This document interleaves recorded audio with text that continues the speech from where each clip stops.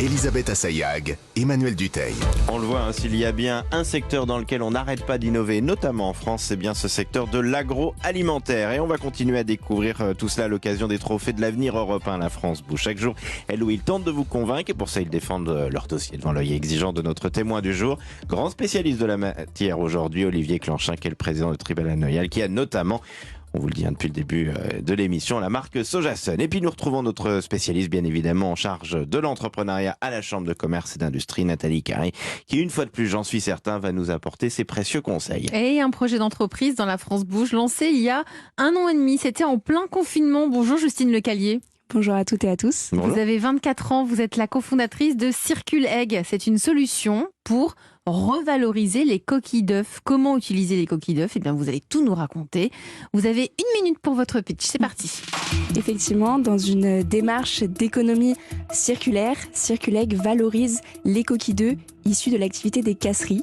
Pour information, les casseries, ce sont des usines en France qui cassent les œufs en deux pour revendre le blanc et les jaunes aux industries agroalimentaires et qui rejettent chaque année jusqu'à 40 000 tonnes de coquilles d'œufs. Et ces coquilles d'œufs aujourd'hui sont peu valorisées. Elles sont soit incinérées ou alors jetées dans des bennes ou épandues, alors même que c'est un véritable trésor. En effet, la partie externe contient du carbonate de calcium et la petite membrane interne, cette pellicule blanche, contient des biomolécules d'intérêt, du collagène, de l'acide hyaluronique. Et donc nous, on a développé une technologie brevetée pour récupérer d'une part la poudre de coquille externe et la petite membrane sous forme de poudre qu'on revalorise auprès de d'autres filières, compléments alimentaires, nutrition animale, cosmétiques. L'idée, c'est vraiment de créer de nouveaux liens entre les filières qui n'existaient pas auparavant. Bah dis donc, chapeau pour vos pitchs, on comprend tout. Mais Clair, hein. le seul truc qui me manque, c'est comment un jour, alors vous avez 24 ans, comment il y a 2 ans, vous vous dites, tiens, moi je vais faire ça de ma vie. Oui, alors on est deux c'est Yacine, mon associé, le fondateur également de Circule Egg, qui est issu en fait d'un cursus à AgroParisTech.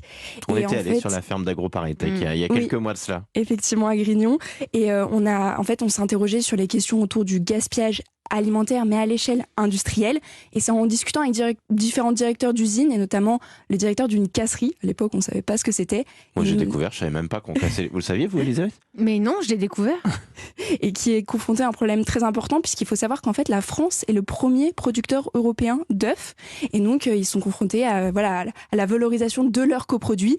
Et surtout, ils ont une pression réglementaire au-dessus de leur tête qui les oblige à trouver d'autres sources de valorisation. Il fallait y penser quand même à cette pellicule. On l'a tous vu quand on casse un œuf, la petite pellicule entre la pellicule coquille blanche. Et le jaune. Mais jamais j'aurais pensé que c'était utile. C'est formidable. Franchement, vous l'avez très bien raconté. On va demander l'avis de Nathalie Carré, qui est en charge de l'entrepreneuriat à la Chambre de commerce et d'industrie. Bonjour Nathalie.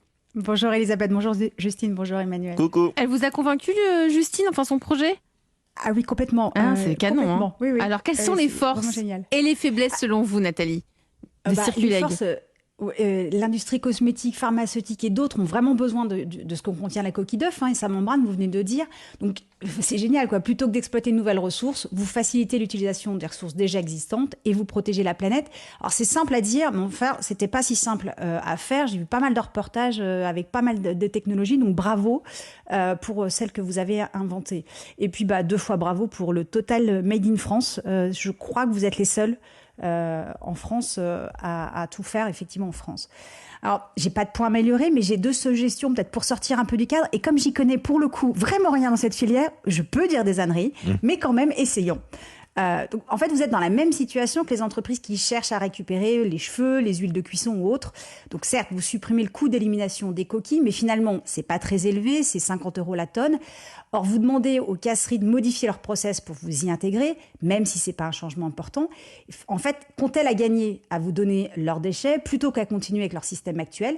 Donc peut-être qu'il y a un nouveau modèle à imaginer avec un partage de la valeur à inventer. Je parle pas de rémunération, mais plutôt peut-être un partage technologique, un partage de compétences ou des regroupements pour gagner des marchés à l'international ensemble.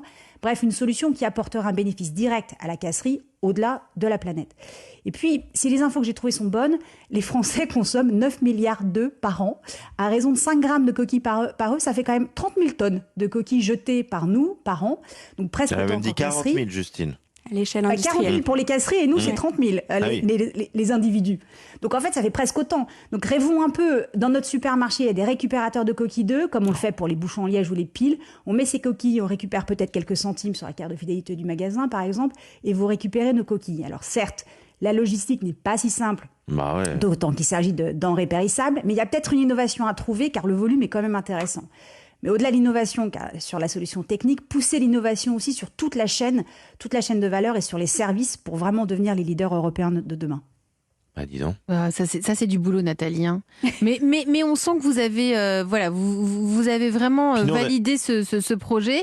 Et Et on a Justine face à nous, je la voyais Ouais. hocher de la tête à Ouais, chaque ouais, proposition. Un petit peu moins, faut le reconnaître, sur la récupérer nos coquilles d'œufs à titre personnel. ouais.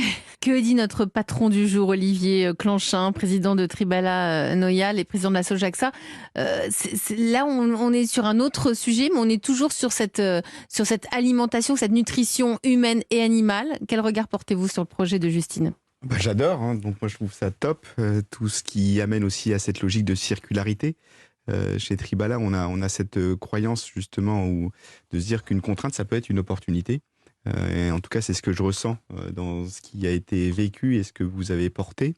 Après, à chaque fois, je me dis qu'il y a derrière ces enjeux-là, il y a une logique de cercle vertueux aussi à faire autour de vous, parce que être seul avec son brevet, c'est une vraie belle protection, mais il y a, comme on partageait, les logiques de fournisseurs et de clients, et je trouve qu'il y a quelque chose de vertueux à construire, à co-construire dans cette logique de création de valeur partagée. Ça Donc s'appelle bravo. Bravo à vous.